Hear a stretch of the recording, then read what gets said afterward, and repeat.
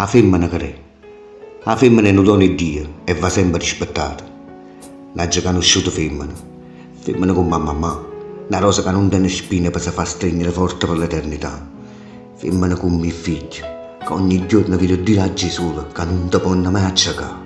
E ogni notte su due lune in cielo che aspettano la mattina appresso per te poteva sa. Femmina come mia moglie, sempre forte che dà vita per la famiglia, si sparte tutti i sentimenti con marito e fa qualsiasi sacrificio per crescere i figli. Insomma, la femmina è sacra e ti rimane per l'eterno, perché appartiene all'anima in ogni sentimento.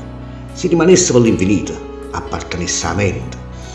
Ma facete attenzione, si va accorgere che l'occhio non brillano più, che si va nascondendo a diretta una bugia per saccattare ragione da gente, o che magari per uno sfizio suo, per do bene tutto quello che vanno bene veramente, chiamatela solo donna e non lo mettete mai in un vestito di sposa, perché la femmina è tutta un'altra cosa.